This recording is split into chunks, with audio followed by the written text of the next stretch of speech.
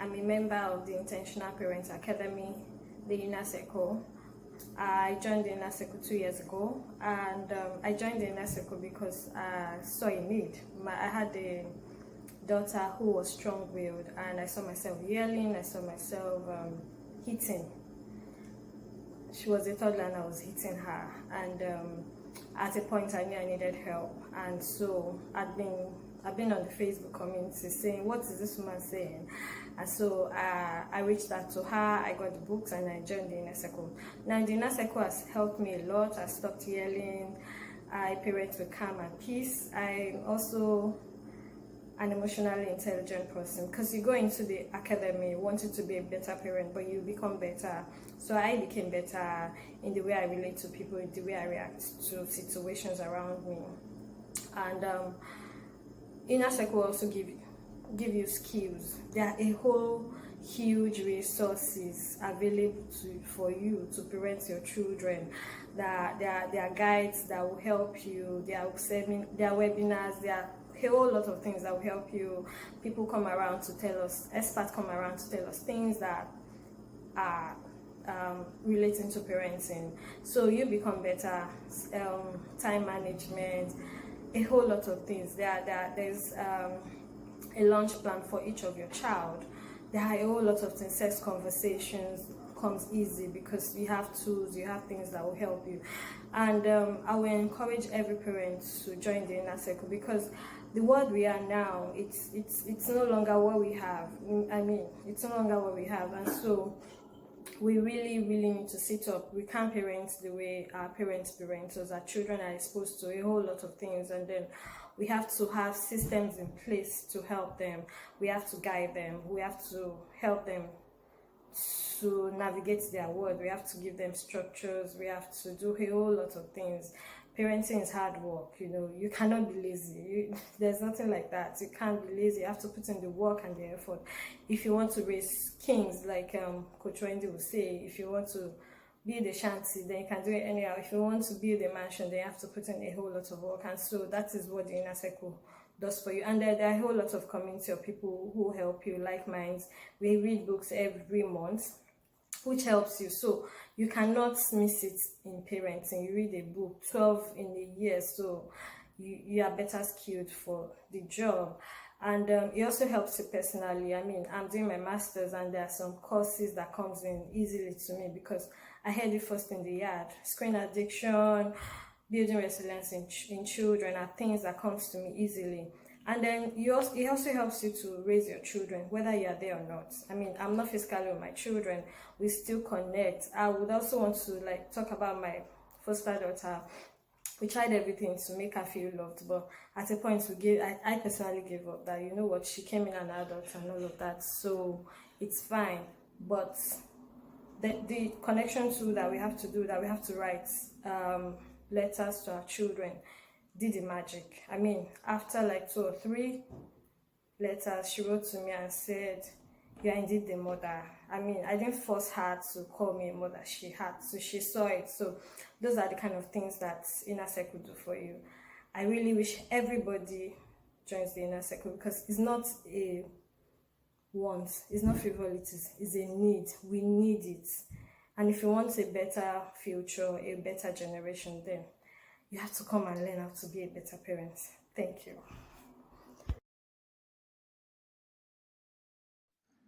Welcome. This is Gift on Point, where Welcome. This is Gift on Point, where your gifts speak louder than words. We provide resources such as jigsaw puzzles, three-dimensional puzzles, word puzzles, paint by numbers, Legos, and building blocks, educational books, arts and crafts, five-dimensional diamond paintings, board games, card games, and will deliver nationwide. We believe that understanding your child's learning style is required to adequately provide the right resources needed to support their growth. At Gift on Point, we ask relevant questions about the child from our first-time customers and guide you on the right resources for your child. We also help you send gifts packaged and customized for your loved ones. We ensure your gifts gives lasting remarks to the bearers. For more information on Gift on Point, contact us on Instagram at Gifts on Point or call 080-5858-8809. Like, share, and follow us on Instagram. Thank you.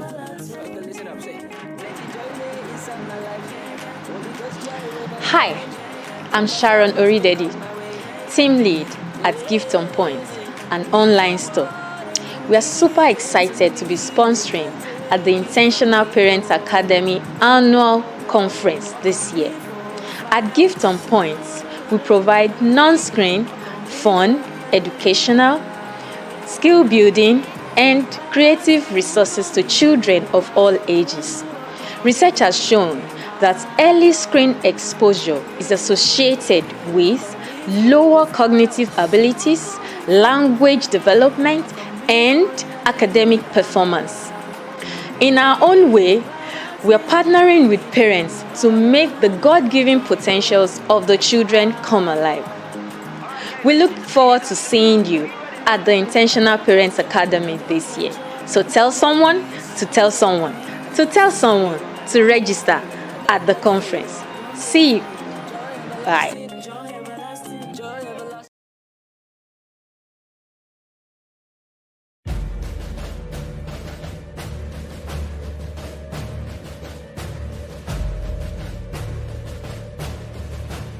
Welcome to the team.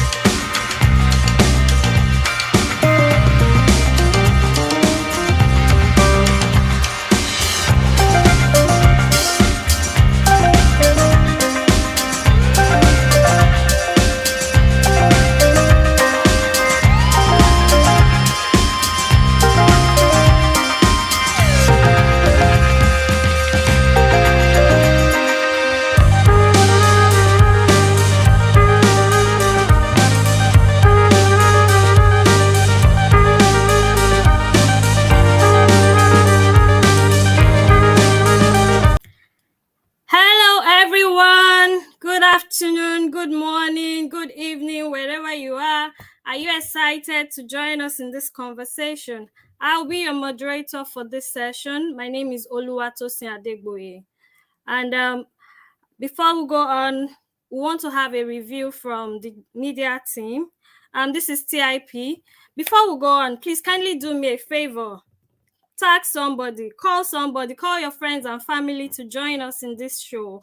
This is going to be very interesting. It's going to be very amazing. You're going to be wild.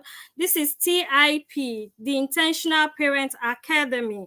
We are the ones that teach you to become parents. We teach parents to better parent their children. Thank you. And I think our guest is ready now.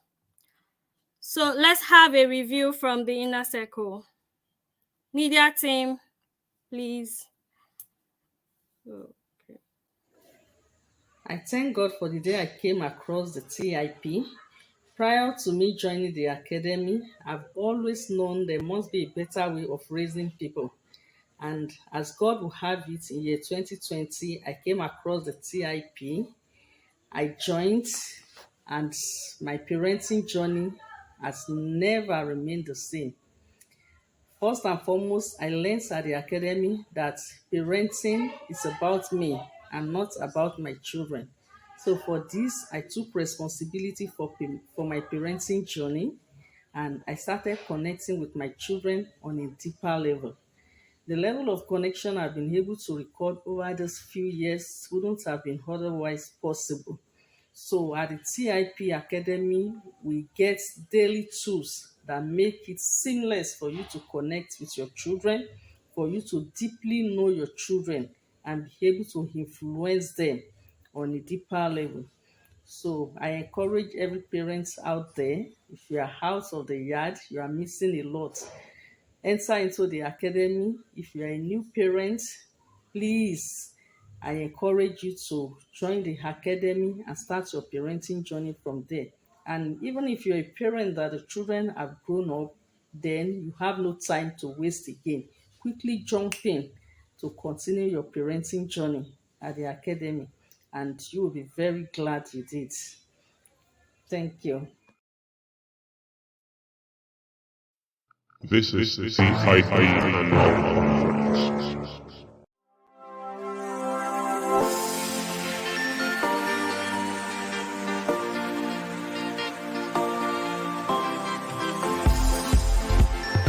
David Folaromi is a Christian and a fervent lover of Jesus Christ. He is a qualified economist who earned his economics degree over a decade ago from Covenant University, and he has a postgraduate diploma in international management from Brunel University, United Kingdom. David is a public speaker, a writer, and a certified counselor with specialty in addiction and substance abuse recovery, as well as a master's degree in applied social psychology in VIEW. He is also a recipient of several awards at home and abroad. David is a seasoned public servant. However, his interests lie within counseling, psychology, mental health issues, understanding behavioral patterns, addiction counseling and rehabilitation, with an aim to provide a better life for youths and young adults. As a member of the Association of Advocates Against Alcohol Harm in Nigeria and Community Intervention Network on Drugs, he strongly advocates for drug abuse awareness and drug use policy reforms. Ladies and gentlemen, please welcome to the Intentional Parent Annual Conference 2023, David Folaromi.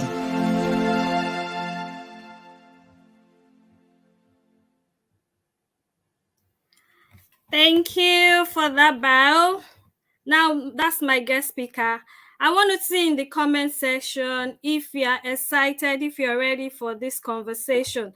You don't know what is about to hit you. And I want to say thank you to Coach Wendy. I love you. I honor you. I love all what you're doing. God bless you. Thank you for this conference. It's been a blessing to me and so many. Thank you to the entire team behind the scene, Precious and Augustine, Kodozi, and everybody. Thank you. So it's time to, if you're feeling us, if you're sure you're ready for this conversation, help me rave in this session. Join this conversation. Call somebody to join. Call your friends, and then it's time. So let's call in our guest speaker, who is going to share in this journey, in this conversation. You think you've been hearing it so far, you don't know what's going to hit you. This is going to be another tremendous time of your time. Okay, so while we're waiting for our guest speaker, can we have another commercial break? But while we are at it, please kindly share on your status, tag all of our guest speakers, tag this guest speaker, tell everybody, tell somebody to tell another person. TIP is the expectation. I'm sure if you came with expectation, it's already chattered. You've been wild, you've been silenced, let me see in the comment section what you're going to do differently. What have you learned so far from the past, from the immediate guest speaker? What lessons did you pick up? What are you going to do differently? Let's hear that in the comment section. While we wait for our speaker, can we have a commercial break? Welcome to Toybox. At Toybox, we specialize in providing valuable learning resources and support for children with autism, ADHD, and similar learning difficulties. We also offer a range of Montessori educational resources to enhance your children's educational journey. Our learning resources are designed to help your child with speech and sentence building, fine and gross motor skills, hand-eye coordination, promote independence, foster cognitive development, and overall academic development. Our range of educational resources includes our carefully curated selection of high-frequency words, carefully chosen to enhance reading and writing skills. Each card features a high-impact word, its pronunciation, and a delightful illustration, making learning engaging and memorable. Our high-frequency words flashcards are designed to foster a strong vocabulary foundation. Discover the magic of numbers and letters through captivating visuals, igniting curiosity, and building a solid foundation for young minds using our carefully designed, colorful, and vibrant numbers and alphabet flashcards. And here we have our emotion cards, one of our best sellers. Recognizing facial expressions of emotions is critical to connecting and developing social interaction in early life. Recognizing the emotions and expression of others is one of the basic skills that allows us to understand people's intention and mental status, which sensory engagement, focus, creativity, and social interaction is one calming activity ideal for children with autism and ADHD. With our colorful beading toy, you can help your child with their sensory engagement, develop their fine motor skills, focus and attention, creativity and expression. We also have another type of building block. These high energy blocks are not only a delightful visual treat, but also a powerful educational tool, helping children grasp the fundamentals of numbers and letters with ease. Crafted with premium materials, these blocks are designed to withstand the hours of joyful play and learning. Next is our alphabet pairing spelling game. Each wooden letter comes to life with charming visuals of the words they spell, transforming learning into an immersive and joyful learning. Our innovative variable knot is the key to unlocking a world of boundless imagination. Watch as children engage in the wonders of hands-on learning, putting together these delightful pieces to form a myriad of objects and structures. We are located at Suite B48, Grand Mall, opposite Arishikola Shopping Complex, Bodija, Ibadan. And you can also find us on our social media handles, Instagram and Facebook at toybox.ng. We deliver nationwide. Thank you.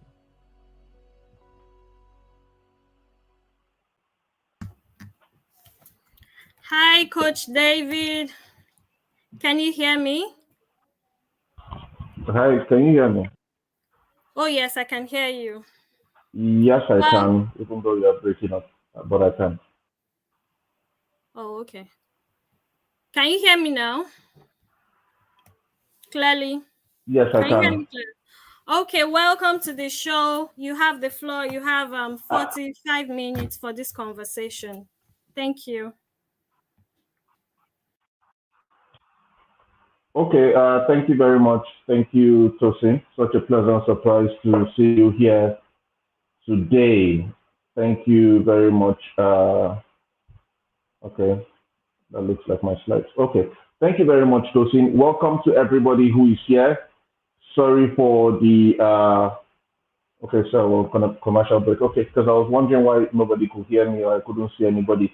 Good evening, everybody. Welcome to this session of the TIP Conference 2023 with the theme, The Battlefield of Parenting.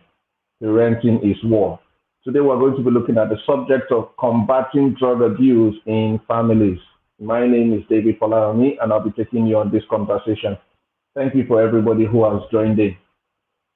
Thank you, Coach, for this great opportunity your team and yourself have given to me to anchor this session. I don't take it for granted.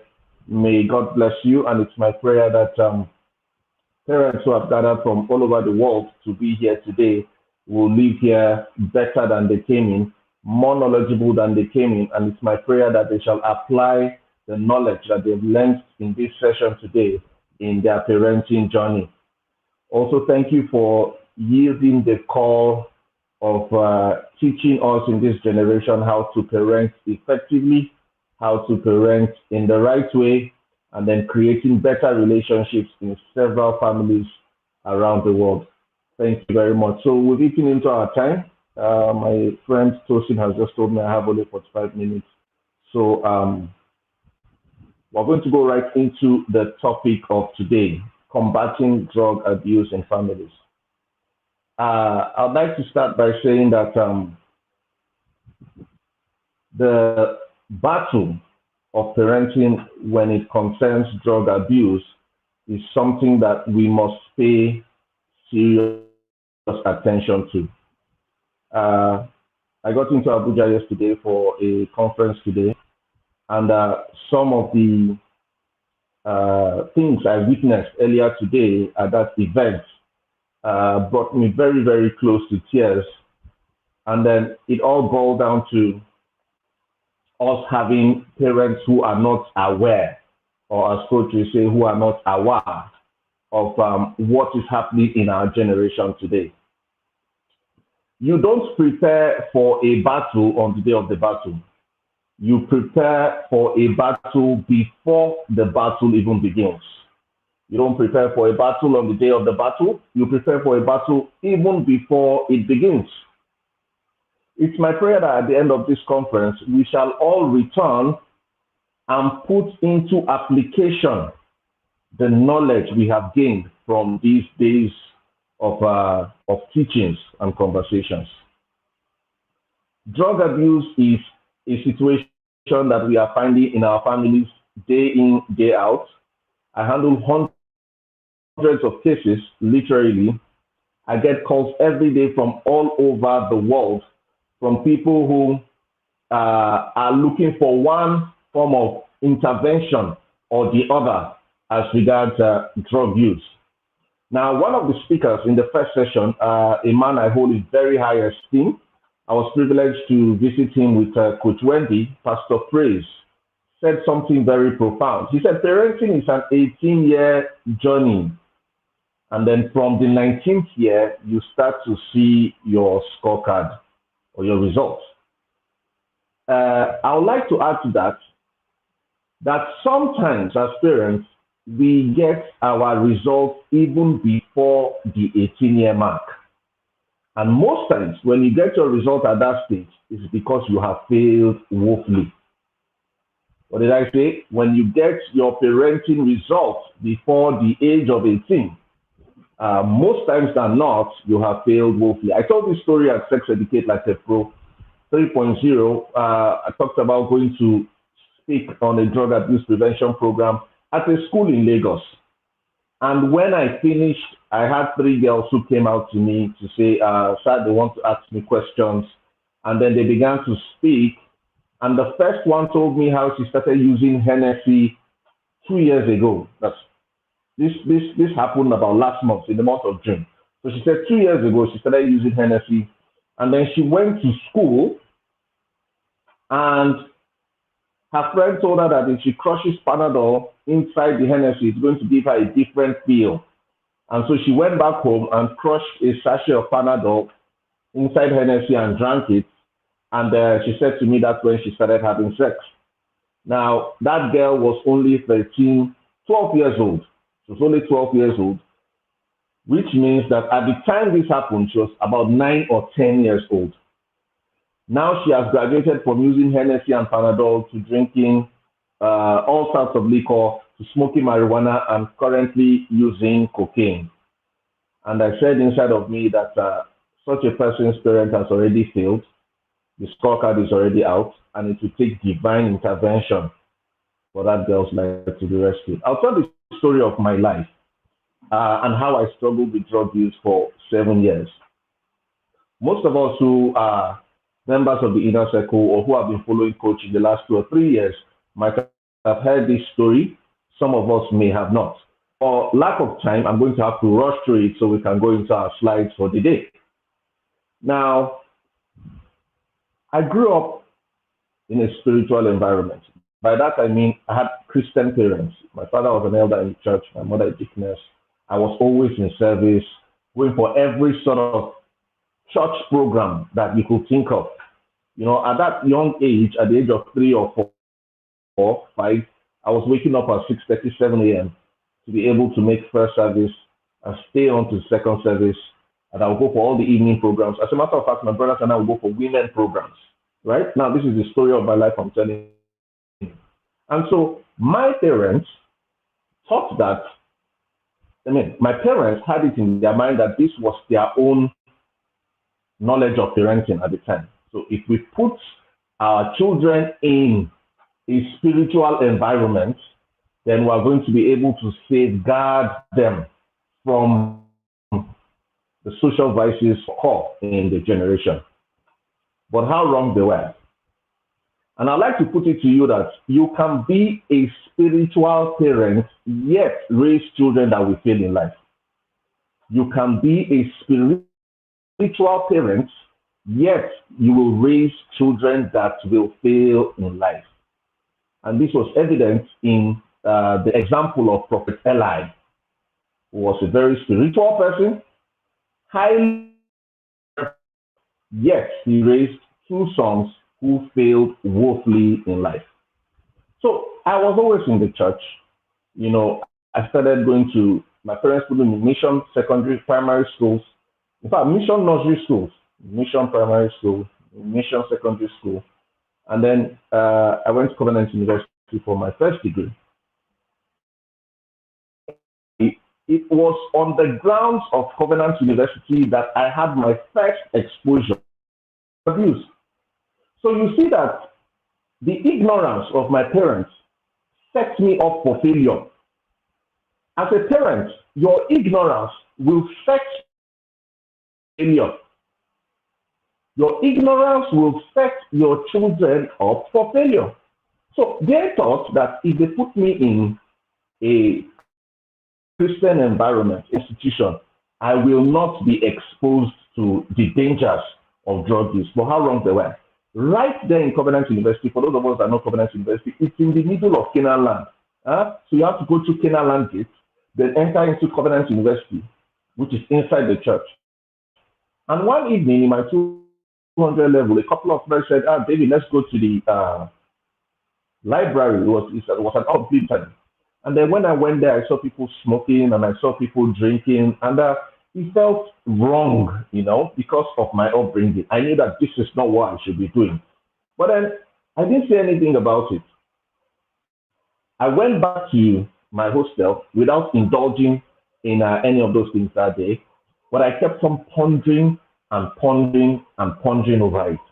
And you know, a learning point here is, please, parents, it is not where you take your children to that will determine the outcome of their lives.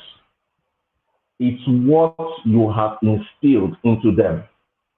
It's the social skills, the life skills, the values, the attitudes, the beliefs that you have instilled in them that will create a resilience to all of these forces that will attack them when they go out. Because they will see these things. So don't think that I have shielded my children by keeping them in a special place or in a religious organization. No, no, no. You will find it right there. Last year, I was invited to, sorry, I'll go back to the story. I might just be deviating a bit. Last year, I was invited to Canaan Land to speak on the same issue on drug abuse, the International Youth Alive Conference. I was going to speak for 3 days. On the first evening, when I gave the first paper, at the end of it, a young girl came to me. What did she have in her hand? 6 grams of cocaine. And I said to her, what are you doing with this? Where did you get this from? And she said she saw it in her father's room. I said, your father uses drugs? She said, yes. Excuse me. And I said, okay. So what did you bring it here for? What did you bring the drugs here for? And you know what she said to me? She said she brought it to distribute to others who might be interested. So you can just imagine. So there are you sitting in the comfort of your home, sipping coffee or having a good time with your family, thinking you send your children to have a time at the summer youth camps and boot camps and all of that. Yet somebody else who has an untrained child, somebody who is not interested and intentional about parenting, somebody who has neglected his or her responsibilities of parenting and pushed it to the church or pushed it to coaches or pushed it to the schools, has left an unguided child to go to the same place you are sending your child with that begs the question, is summer boot camps and all of those things, are they bad? Of course not, they're not bad. They are very good.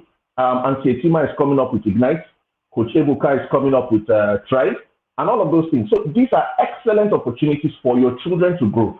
But what I'm saying is that should not be the grand scheme of plan that once I throw them to these places and they are going to come out okay. Because even in the midst of those places, you are going to find bad eggs. So back to my story, and I'll have to rush this very quickly. So I finished Covenant University successfully in 2007, and then I eventually went to the UK for my master's. I was now living with 2 Europeans who were using drugs. One was from Spain, the other was from Italy, and then I started experimenting with these substances because I allowed it to continue happening around me. And eventually, I came back to Nigeria for a program, for a family function. And then a friend of mine introduced me to crack cocaine. Now, crack cocaine is one of the most psychologically dependent substances, very expensive and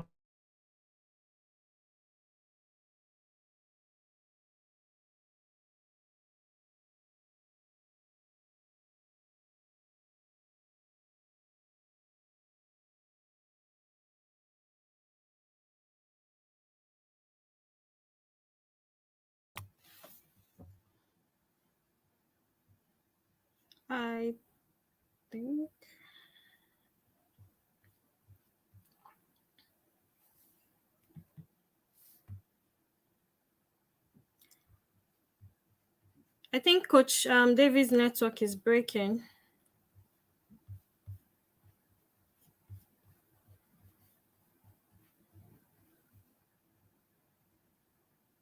Oops. It's frozen.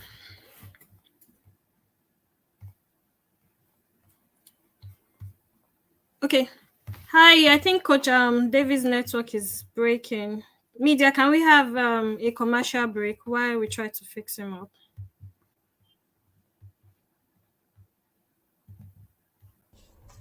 Hello, good morning. My name is Olushola Bankole.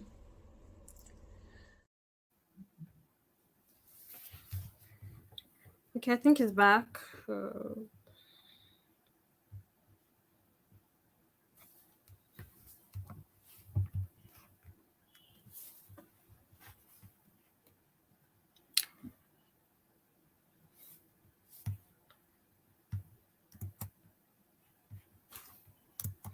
Okay, hi everyone. While we are waiting for Coach Are you back, Coach David? Okay, while we're waiting for David, I hope we are following the conversation. Now, so Coach David is actually my friend inside Gist, and he didn't know I was going to be doing this. So, are we following this conversation? I mean, the first thing that he said that struck me is that you can be a spiritual parent and raise children that will fail in life, and this is very key because a lot of us feel like praying and fasting and not doing the work would help us. So we have to just be intentional on this journey, and we can see that David was from a well saturated spiritual background. His mom is a deaconess, stays in church, and all of those stories. He was even in a covenant university.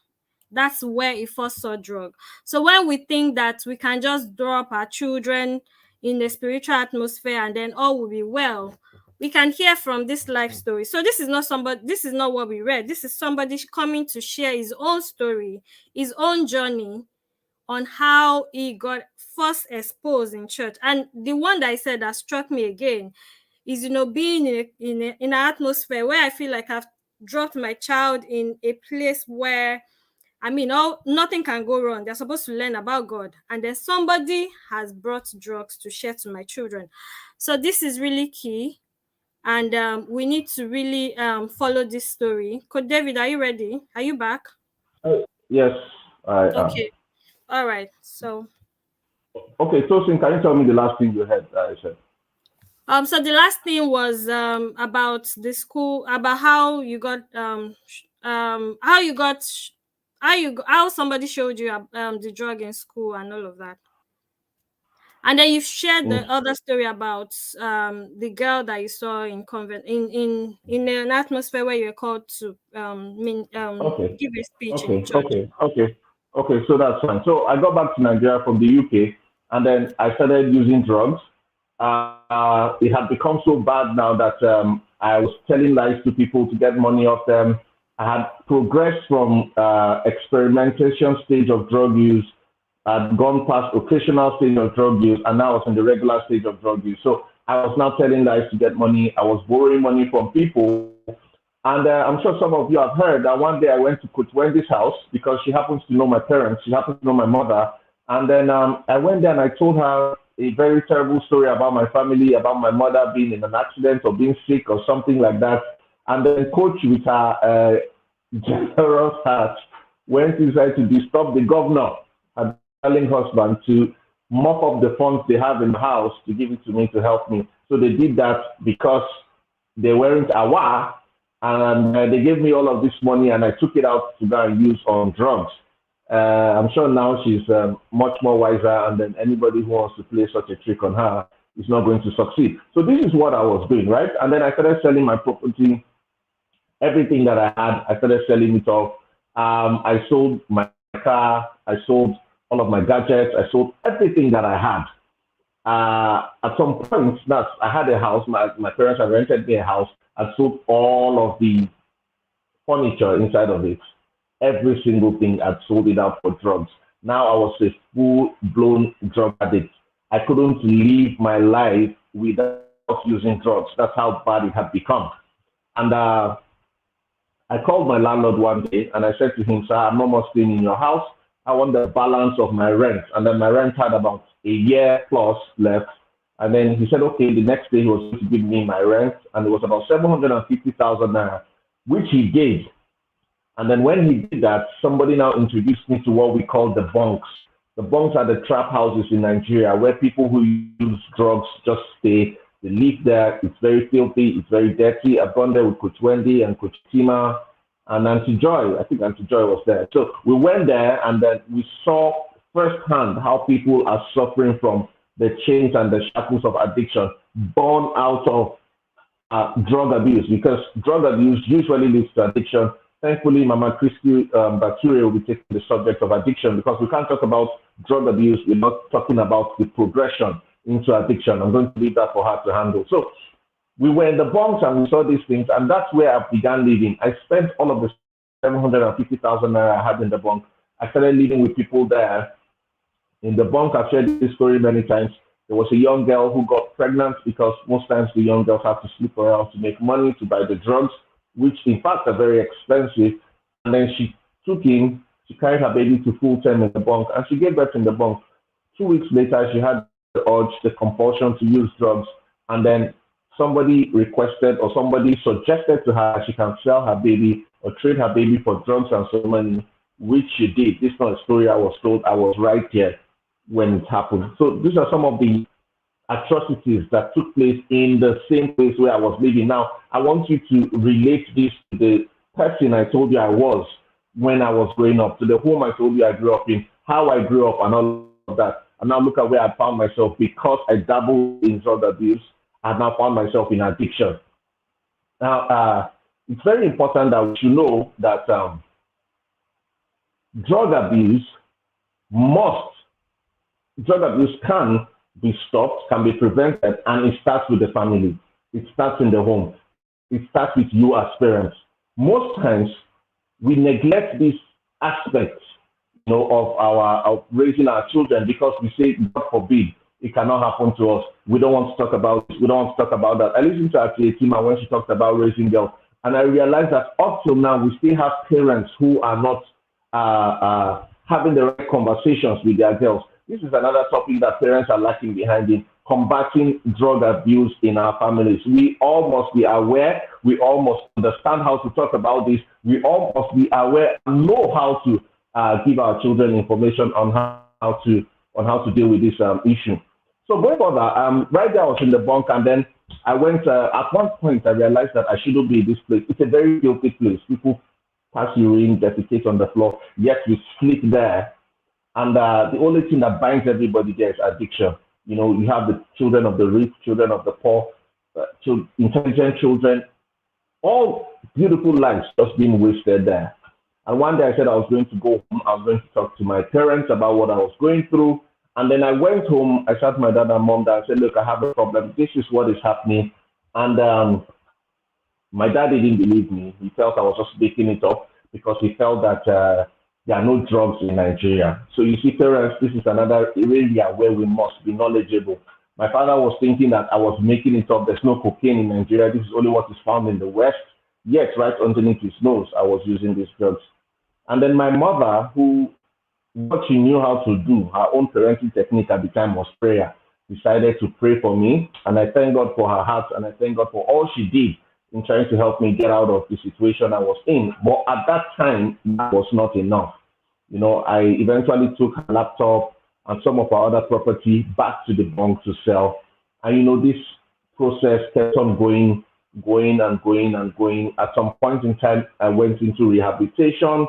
I got out and I relapsed. I became worse than I was before I went into rehabilitation.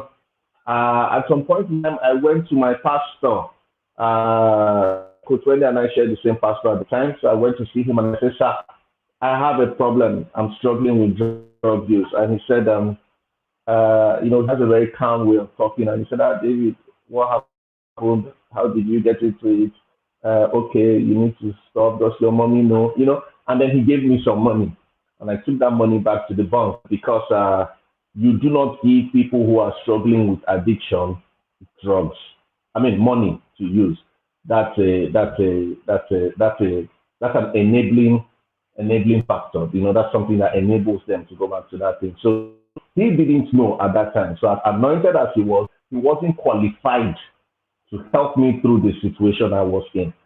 So we must always get qualified professionals to help our children in various areas of their lives. So eventually, this happened back and forth for almost 7 years. And then at the end of the day, God was able to rescue me, and God helped me come out of this struggle with addiction. And then I became better and doing the work that we're doing today.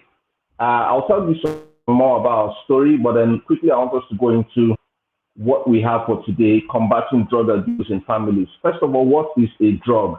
It's important to know what a drug is, right?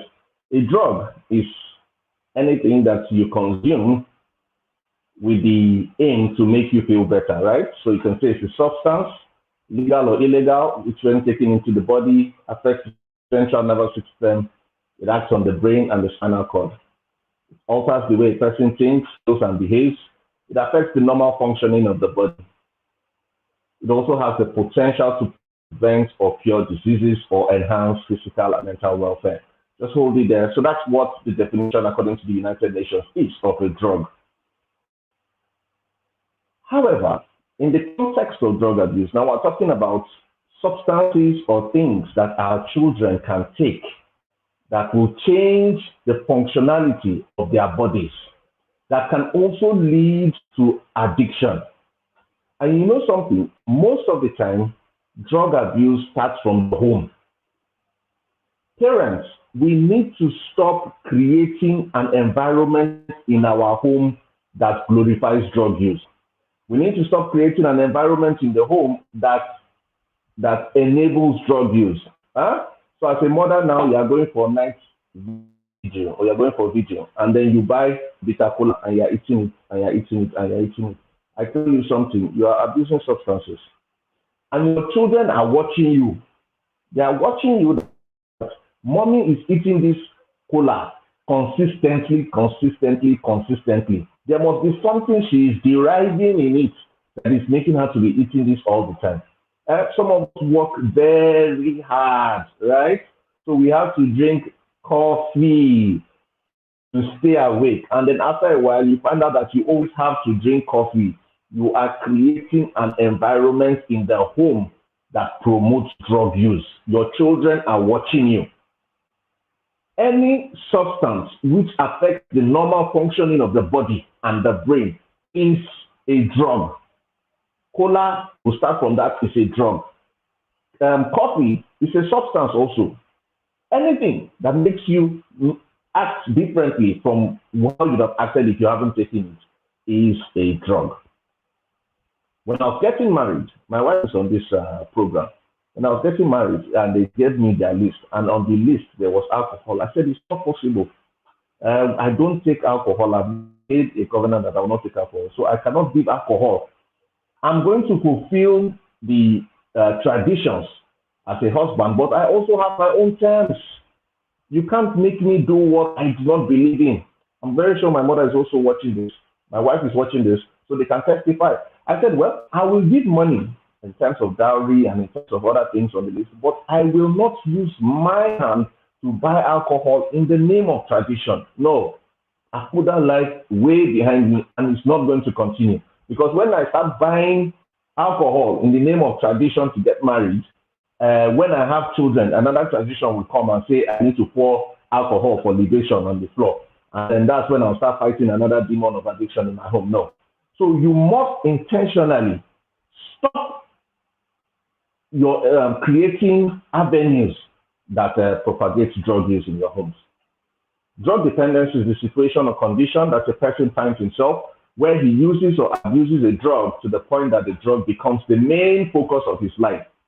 Taking a drug becomes a compulsion or a necessary habit. 3 or 4 weeks ago, I had a tour where I went to several cities of Nigeria on drug abuse prevention campaign. In one of the states I went to, a mother was holding my leg and crying and talking to me about her son. Now, her son was struggling with drug use and he was chained, right? He was chained. And then for him to get access to the drugs, the boy started trying to cut his own hands so that he can leave that place to go and use the substances. This has become psychological dependence. It has become a compulsion. I know the story of a nurse in Kaduna State who had been injecting herself with a certain drug, to the point that her legs got so bad that both legs were amputated. That's a medical professional. Yet she suffered the psychological dependence to substances that led her being a double amputee. Now, as parents, we might wonder, okay, so why then do people use drugs? Why then do people use drugs? There's no single theory for why people use drugs. Examples include negative feelings of fear, hostility, thoughts towards drug users, and drug use exists. Yes, millions of people globally start or continue to take in drugs, despite all of the information, despite Wendy always calling me to talk about drug use. Yet, people still use drugs. Reasons include family disintegration, right? a lack of a proper family structure. You know, I've hammered on family structure in the past, and then I've heard some of the speakers in this conference also talk about structure and systems. Look, if you are not in, because I'm looking at my time and I'm thinking I might not finish this, if you are not in the inner circle, I beg you to just join, because that will solve all 90% of your issues. 90% of your issues will be solved. You heard what Tosin said in the prelude, and then you heard what other speakers have said. We need to create a structure that works. We need to create systems that works. Other reasons why people use drugs include new sensations, pleasant feelings, to feel different, to relax, fun, curiosity, rebellion, to be accepted by peers, which is also a lack of proper self-esteem. We've had speakers also talk about our children lacking self-esteem, dealing with physical pain, boredom, media portrayal of drug use, celebrity drug use. Now, I talk a lot about predisposing factors or risk factors of drug abuse. Now, these are factors outside the control of the child, right? Number one is personality traits. The child is sensation seeking, aggressive, impulsive, etc. I'll tell you something. Every child is created differently. I have a 3-year-old and a 1-year-old. I can already tell how different they are. So the first one is very, sensation seeking. She's very impulsive. She's very daring. She's very bold. So my training tells me already that I must pay proper attention to her, because that's a risk factor. That's how God in his infinite mercy created her. I have no say over that. Compared to the second one, who is Madam Jeje, she doesn't like wahala. She likes to just lie down on the body and just stay on her own. So we must be abreast of these risk factors. Mental health disorders. Certain children are born with mental health disorders that predisposes them to using substances. As parents, we will find out that our children suffer from one mental health disorder or the other that might make them liable to try using drugs. We must pay attention to it and provide them with the proper professional help. Family neglect and abuse, lack of involvement, abusive parenting. Some people are physically abusive, verbally abusive, oh Jesus. I was talking about personality traits and how people are different. I'm handling the case of a young man, and I think his family is also on this program, who was struggling with substance use. And then the family invited me over to see him. I traveled down to see him. And then the sister made a comment, his twin sister. She made a comment. She said, Mr. David, I really don't get it. I mean, what's wrong with him? When he takes anything, he'll just start misbehaving and destroying everything. Look at me. Last night, I drank till 1 a.m. and I could get up and go to work this morning. And I had to explain to her that people are built differently. So his own personality trait or his psychological build-up is different from hers, which makes him predisposed to suffering from drug use and addiction. Growing up in marginalized and deprived communities. Now, what is drug abuse prevention? Drug abuse prevention as parents is what we must imbibe to win the battle of drug abuse. To combating drug abuse, we must engage proper drug abuse prevention methods. The primary objective of drug prevention in families is to avoid the initiation of drug use by your children. And if they have started already, because don't be deceived, some have started, you should try to avoid it developing into disorders, that's dependence. The general aim, however, of drug abuse prevention is broader than this. It is the healthy and the safe development of children and youth to realize their talent and potentials to become contributing members of the society. Please be informed that parents' primary responsibility is to educate their children on drug abuse. This responsibility should not be delegated to schools, the school system, or religious organization. Now, what are the things that are unlikely to work in drug abuse prevention? What are the things that are unlikely to work in drug abuse prevention? Number one, use of scare tactics. Stop scaring these children. They are bolder than you think. You say, if you use drugs, you are going to die. They know they are not going to die. So that just counteracts everything you've said. If you say you are going to die with use drugs, it's like telling a child, if your female children, if a man touches you, you'll get pregnant. That's archaic. That's outdated ways of talking. Nobody does that anymore. So please stop it if you are doing it. Stop using scare tactics. It does not work. Bringing in former drug users to tell their story. So most times when I talk to young people now, I don't bother telling my story, the story I was telling before we started. I could tell that story and in detail because I'm talking to parents, I'm talking to development, I'm talking to mature minds. I wouldn't go to a school setting now and just start telling them, okay, this is what I did, this is what I did, this is what I did. Some of them are going to make a hero out of me and say, okay, because of that, they want to try it. So please, if you have young children, don't look for Coach David's number to come and tell them his story and say he should stop at it. Sometimes we use parts of the story to buttress a point and to explain some other things in the broader scheme of things, but not just telling the story of the next user. Just giving them the facts. Marijuana does this. Marijuana is a stimulant. Alcohol is a depressant. Just those facts alone also does not work. Say no to drugs, man. It does not work. So in the morning when your children are going to school, you tell them say no to drugs. Why should they say no to drugs? Are you providing them with any alternatives? Are you giving them the reasons? These children's cognitive senses are highly developed. They want you to engage them. They want you to give them alternatives. You are telling them not to use drugs. Somebody else in school is telling them not to use drugs. Why should they listen to you? Showing a film or a documentary on drug abuse to the children also is not likely to work. What are the categories of drug use? Number one, experimentation stage. That's when the child just starts. Recreational use is where they go out to use drugs in parties or social gatherings. And then situational use, that's when drugs are used because of the situation they find themselves in.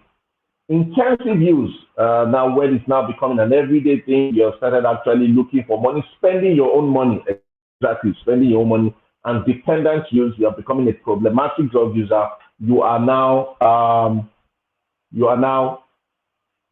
stealing, lying, cheating, committing crimes to use substances. What are the effects of drug abuse? I was saying at the seminar I went to today that we are beginning to experience the ultimate effects of drug use. Gone are the days where we talk about the effects of drug use and say medical conditions, damage to your organs, physical conditions and things like that. Now we are beginning to experience a spike in the rate of death from drug overdoses. We're beginning to experience that. The ultimate effect of drug abuse is death. And that's true. This can come to overdose, suicide, or other forms of accidents induced by drug misuse. I have so many stories in the last few weeks about people that have died, 13-year-olds, 15-year-olds. And the age of initiation is gradually reducing. As parents, we're having 5-year-olds, 6-year-olds, 7-year-olds who are now using drugs. The age of initiation into drug use is gradually decreasing. It's no more a thing that you find among the 20s and the 30s. It started coming into the late teens, 17, 18. Then it started going to 13, 14. Now we're seeing 9, 10, 11. We must wake up. The second effect of drug use is addiction. Addiction, which Reverend Christy Baturi will take, is a chronic relapsing brain disease characterized by the compulsive need to engage in a behavior or consume a substance irrespective of its harmful consequences. It's a relapsing disease, meaning that, to be honest, it cannot be treated. It can only be managed. And then we have mental deterioration of more of the effects, physical deterioration, medical effects, social effects, economic and financial effects, and legal effects. Signs of a drug user. Parents, let me tell you something. It takes almost 2 years. Your child might be using drugs right underneath your nose and you wouldn't know because you do not know the signs. I'm going to rush through this and please listen. Number one, he becomes secretive. He wants to be alone. There's a change in dress and appearance. There's a change in interest and activities. He starts losing or gaining weight. Of course, this depends on the type of drug he's using. He starts physically hurting people, rebellious or offensive behavior, absent-mindedness, and avoiding the issue of drug use when talked about. Now, those ones I just called are symptoms or signs that when you see them in your children, you should start paying attention that there might be a problem.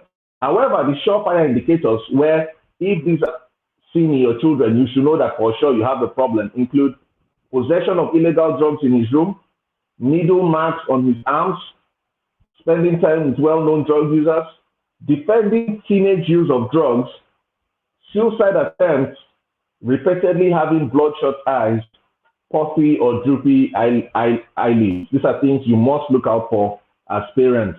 Now, in conclusion, what is out?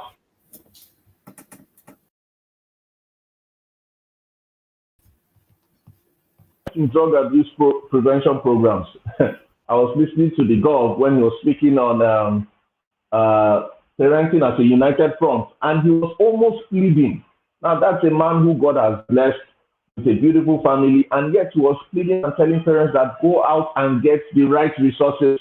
If you want to use Google, Google. If you have to pay for it, pay for it. We have the drug hackathon coming up, and I'm seeing that a lot of parents are not registering. Even though Coach Wendy spoke about it at Sex Educate like a pro, it's not for people who are using drugs. A drug abuse prevention program is not for people using drugs. It's for actually for people who don't use drugs, be able to prevent it around them.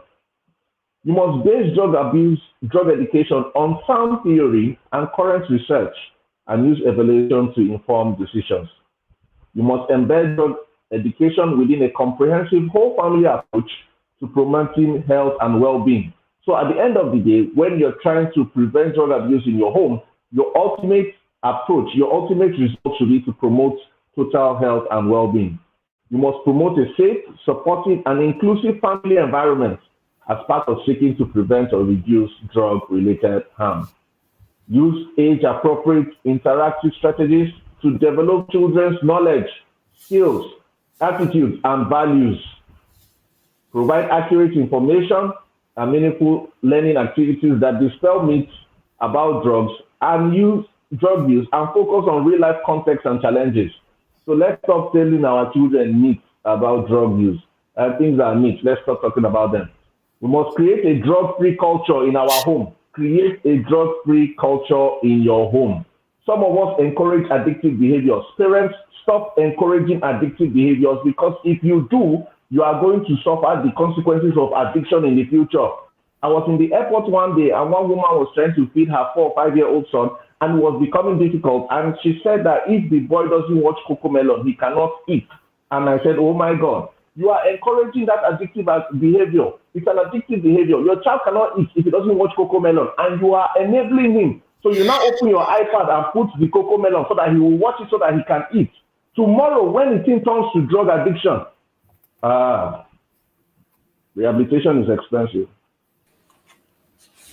Create a drug-free culture in your home. Establish working family structures or systems. Emphasis must be made on the place of your children's life's purpose. A child who doesn't understand his purpose will eventually get swayed away by what seems like the pleasures of life. Teach and imbibe self-discipline in children, because there's a thin line between children who are indisciplined and those that will use drug abuse. Finally, we concentrate on life skills that foster resilience to drug use in our children. It's very important. Listen to this.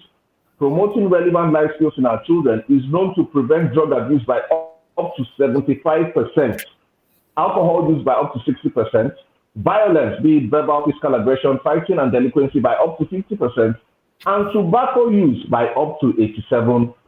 Hence the relevance of this topic. What are some of the life skills that we can teach our children? They include self-esteem, decision-making, advertising. Who knew advertising is a life skill? Dealing with stress, promoting problem-solving, communication skills, assertiveness, conflict resolution, etc. I've seen Coach's face has popped up. That means my time is up. Thank you very much. And then hopefully if you have questions, 1 or 2, I'll be able to take them. Thank you very much. Thank you so much, David. And that was an awesome session. Thank you. Anytime David tells his story, the story never, gets old. All right. And one of the things that I would there's always something to learn new. Now, the interesting thing you heard David say, right, when he was speaking, is that he's someone that I know, I am close, someone that is close to me. All right. I just don't know. I know his family, his mom. And it's interesting that this story David is sharing today is not, David, this is how many years ago? 2013, 2014. Almost 10 years ago now. 10 years. Almost 10 years ago. So what is the difference between what has happened 10 years ago and now? Any idea? So 10 years ago, this is what happened 10 years ago. Can you, I'm trying to imagine what it now looks like today. If this is what happened 10 years ago, what does addiction look like today? Yeah. Oh, it's crazy, Coach. It's worse. It's worse. It's totally different. Then we were still surviving. Now we're getting more debt, and that's the truth. We're getting more debt, and the initiation age is reducing. It's no more 24, 25. We're seeing 7, 8, 9 using substances.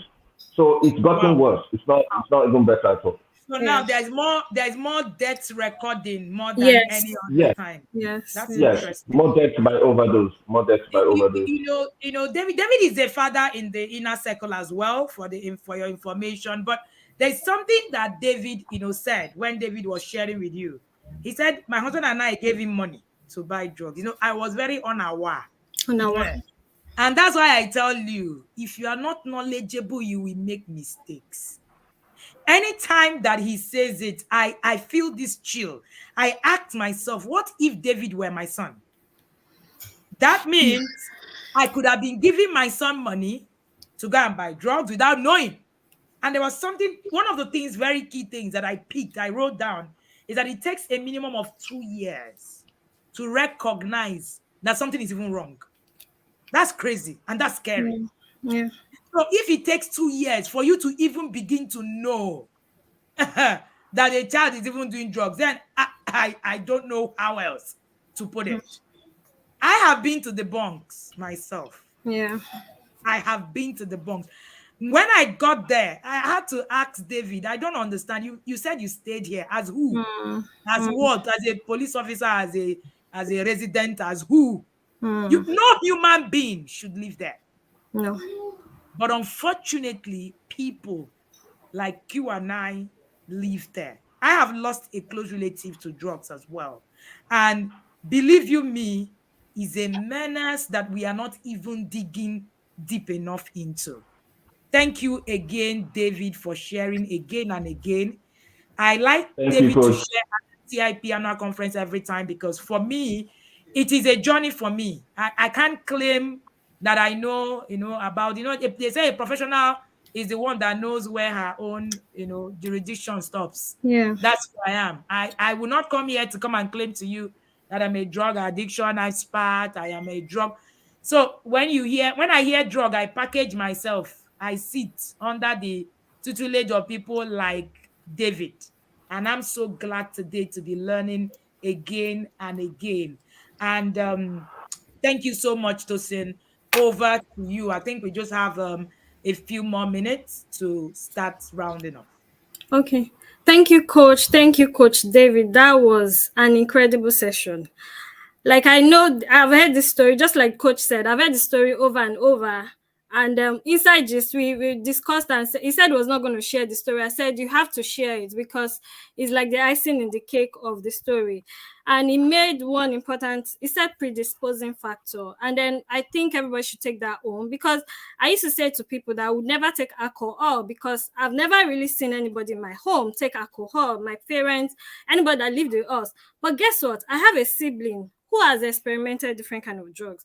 So the kind of child you have, and does not mean, my parents can now say that, oh, I raised this one well, I did not raise that one well.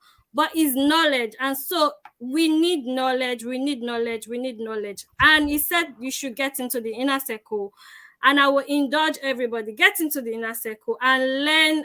You cannot have everything here. You just be having the tips and hack, and then you have issues, you crash because you don't have the system. In the system, you need accountability. You need not to be weary. This is really an important topic for me. That's even why I wanted to be in this session, because I've done a lot with addiction. I know what goes on. I mean, e-cigarettes is here. So even if you feel like your child will drink and then you or smoke and then you smell it, now you won't smell it, you just be smelling flavors. So we really need to be aware. I am my daughter's roommate took something and then she was all over the place. This is a child who is, and when I asked the conversation, so I asked her, she took CBD oil. Her auntie came from US and dropped it somewhere. So she just saw a pain drug and then she took it. So we really need to be aware. These conversations is very, very key. We need to, he also talked about screen addiction. That's the one that kills me these days. Screen addiction is a key thing that we really, really, as parents, we're busy and then just give your children tab. And just in talking about screen addiction, sorry to cut in, it is I heard when David said a child who is addicted to screen, the propensity to actually do drugs is also higher. Yeah. And that was Yeah. a takeaway for me. Yes. All right. So you're setting your child up for disaster. All these, my child is supposed to just watch and watch and watch. Exactly. And it's actually a big deal, really. Yeah. So thank you once again. Thank you for the opportunity. Again, tag our coach, tag this TIP conference, share to your family and friends. Press the like button and share. Press the like button so that we'll know that you got value. Please, let's keep the fire emoji on. Let's rave about our coach, our the presentation. Tell me what you're going to be doing differently. And thank you again. Thank you, everyone. Thank you, coach. Thank you, Coach David. Thank you so much, Tosin. Please, David, did they get your name right on the screen? I do not. Yes, David Yes. Folara, excellent. All right, so David Folarami on Instagram. If you want to learn more, see, there is no one conference that can solve all your problems. This is me being sincere with you. You would need to learn. If you need to learn more, David was at Sex Educate Your Child Like a Pro. And trust me, that's one place you want to also learn about sex conversations. This is not even, Sex Educate Your Child Like a Pro was 5 days, back to back. This is not even, there is no one conference that is going to solve your problem. So I urge you today, pick up that mantle and do not be on a wire like me. 10 years ago, I gave money for drugs. I didn't know what it meant. Imagine that I do that today. Do you know the kind of disaster I will be causing for myself? All right? You don't want to be there. Nobody actually wants to be there. And this is a function of what you know. What you know will determine the decisions you make. There is no two ways about it. See, who you married today is a function of what you knew 10 years ago. Yes. That's the truth. If you know what you know today, there are some relationships you will never enter into. True. That's true. You're a function of your knowledge. The decisions you make on a daily basis is a function of your knowledge bank. It's what you know that is going to save you. Right? The Bible says that my people perish for lack of knowledge, not lack of prayers. And do not say, God forbid, it will never be my portion. David, you don't want to know who our pastor is. I will leave it there. I'm going to leave it there for you. Because you share same pastor, and believe you me, when I tell you that you can be anointed and not know how to solve a particular problem. So it's not anointing, really. It's not anointing. And this is so key. So let's take this very seriously. Get into the drug hackathon. David runs a drug hackathon. My children attend every year. It's not because my children are doing drugs, so it is because I want them to be aware. I have realized that awareness can save you your life. Yeah. That I know. Awareness can save you your life. So don't shout, God forbid, it's not my portion. No. It can never be me. I'm a prayer warrior. I've heard parents tell that to me. 2 years down the line, they are paying millions of naira in one session after telling me that they are pastors. Do not be that parent. Learn. I am a preventive person, right? My core background is preventive medicine. So I understand and believe in prevention. Any other thing you're doing is fire brigade approach. Don't do it. Don't find yourself here. Drug is not even something to do fire brigade approach with. Trust me, I have seen David through drugs in those 7 years. It's not where you want your child to be. Trust me. David didn't have the time to share his historical story. But if you look at those 7 years, they are wasted years. I'm not going to go further into it, but trust me, when you lose those years, you might never recover them again. Some parenting scars scar you. Some parenting errors scar you forever. They scar you forever. All right? Thank you so much for being here. David, please share your last words.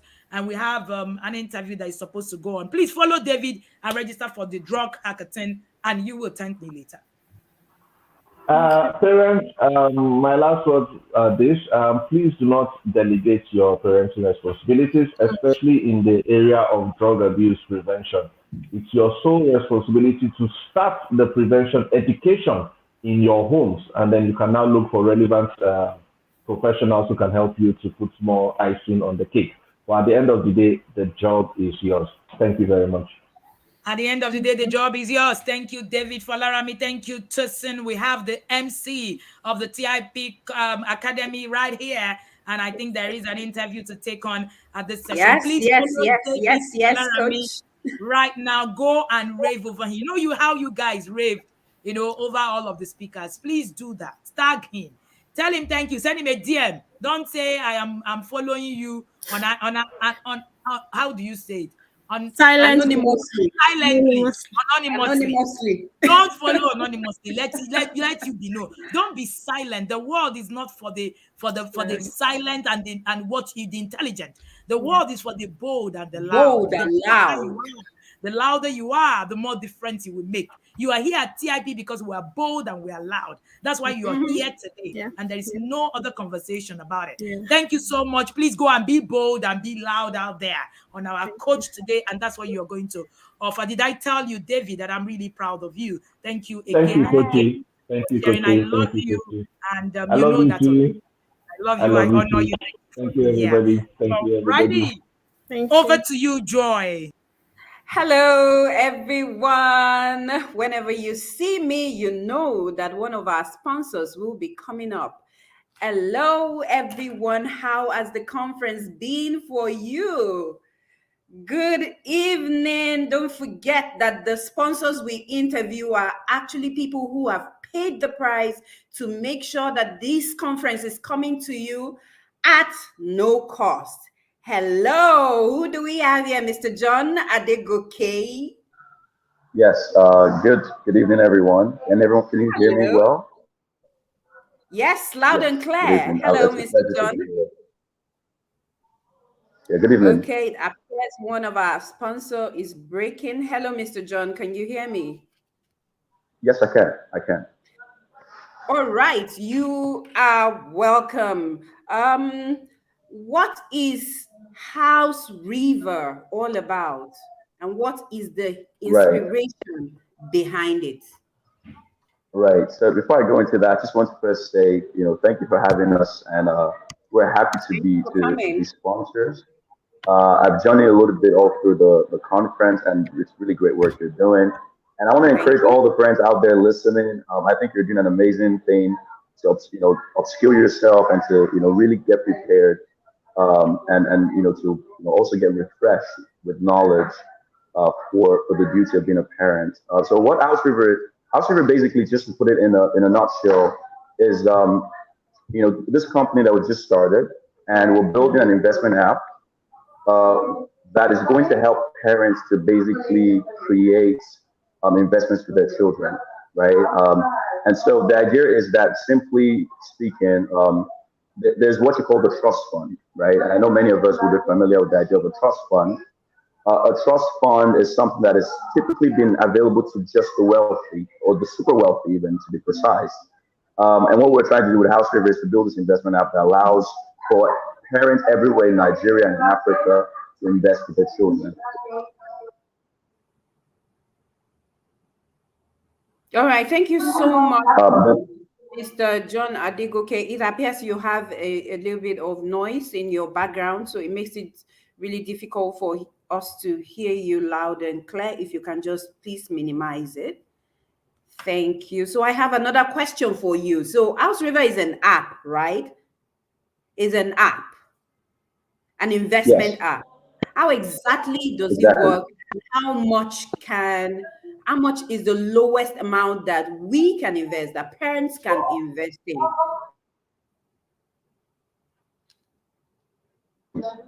Yeah, so well, you have to download the app. I'll have this coming out next week, right? Sorry about the next. I just have to speak to them from them.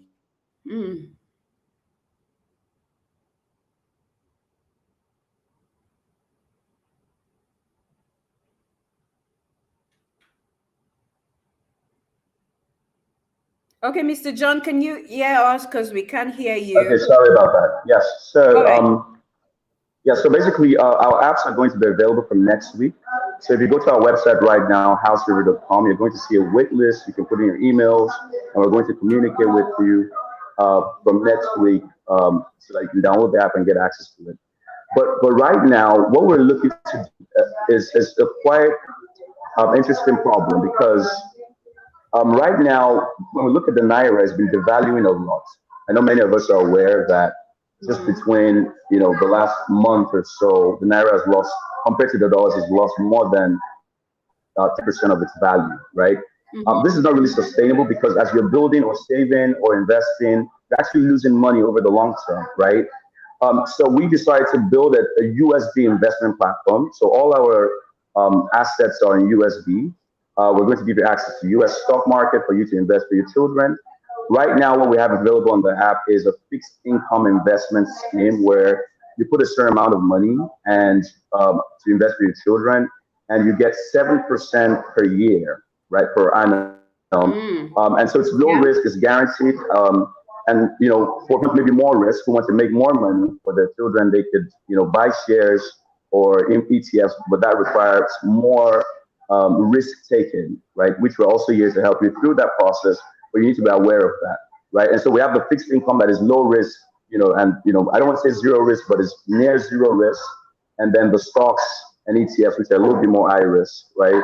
And so you can start for as low as $100. You have to start with $100 minimum deposit, but you could add increments of as little as even $10 or even $5, right? The reason we put $100 is because we want people to know that they're making a commitment to investing for their children. Oh, awesome. Okay, so the question on the minds of most parents and me as well is how can we be sure that this money invested is actually safe? How can we be sure? All right, so basically we are doing I apologize for the noise. I'm in a hotel and some people are just coming and making noise even though I booked the space, so I apologize for that. But I want to quickly say that when you invest in us or with us, you're actually not investing with us directly, but actually one of our partners. And our partners are investment advisors in the United States, right? Normally, this access that we have to them is things that you need a lot of money to have access for. But because we're aggregating funds from many different parents and users, we're able to basically bring this to everybody, right? We're basically able to democratize because we're collating from many users at once, right? And so your investment is there with them, and it is safe, it's insured. There's the FINRA insurance scheme, covers you from up to $250,000 to $500,000 worth of your assets will be covered. So as long as you do around that amount, or you don't cross that amount, which very few people can cross that amount anyways, you can be sure of the return on your investment based off of what we've already communicated with you. But of course, if you're doing stocks, then that's more high risk, and whatever you gain or lose is up to you and up to your skill and up to your appetite, your risk appetite as well. All right, thank you so much, Mr. John Adegoke. So I want to ask a quick question. What is the ROI? What is the return on investment? Is it dependent on whatever we invest in? What is the ROI that we should expect? So I just mentioned that we have fixed income, and then we also have stocks. The stocks are not yet available, actually, right? They're coming with, before the end of the year, by God's grace. So it's in the work. But there's a lot more red tape, right? Yes. To actually provide that. But we have a partnership with a brokerage firm in the United States, and they partner with many top startups and fintechs in the world, not just in Nigeria but in the world. So we're partnering with them as well, and we're building all the integrations out. So in that case, for the stocks, it's up to you, like I said already. Yes. And up to your skill and up to your experience and up to your patience and all of that, right?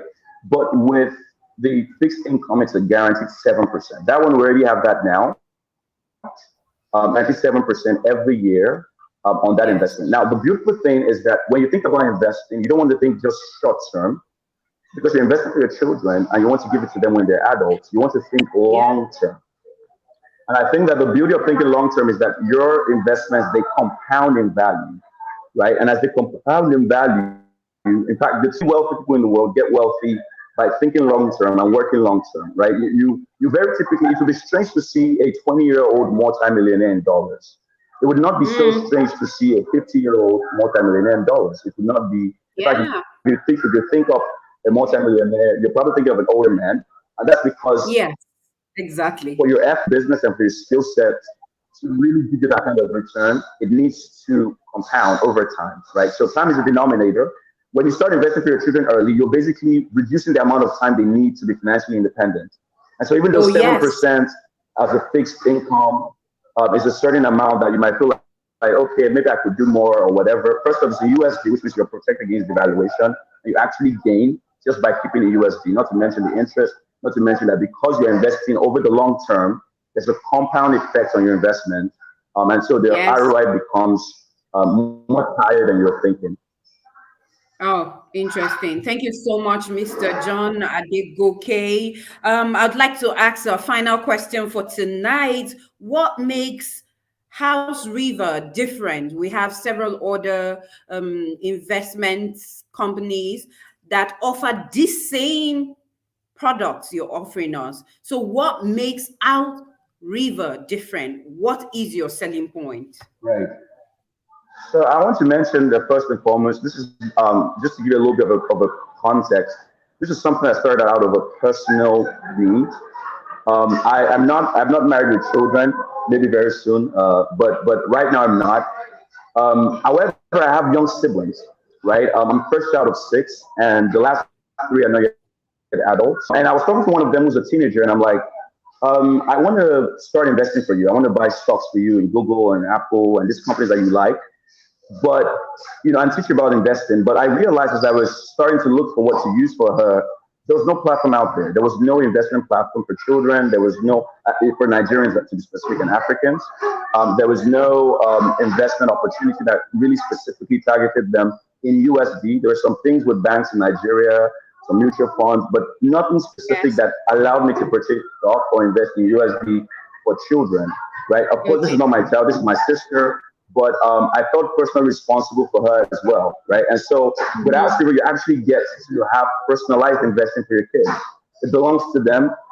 It is theirs. And then we also put a junior app, right, that allows you to basically view, when the child can download and they can use that to learn about investments, right? So we're going to be creating in a very fun way an educational experience for them, not just videos, not just quizzes, but even things like games, right? We're working on games that allow for these children to learn in a gamified way and still gain the knowledge. Because if you're just putting a video in front of a 12-year-old about money, this is beautiful. Members of the audience, they've heard you. You've heard Mr. John. And now we're just going to run to our next session. Let's get ready. Let's run to our next session with Christy Bature. Winning the battle of addiction. See you in the next session. Bye.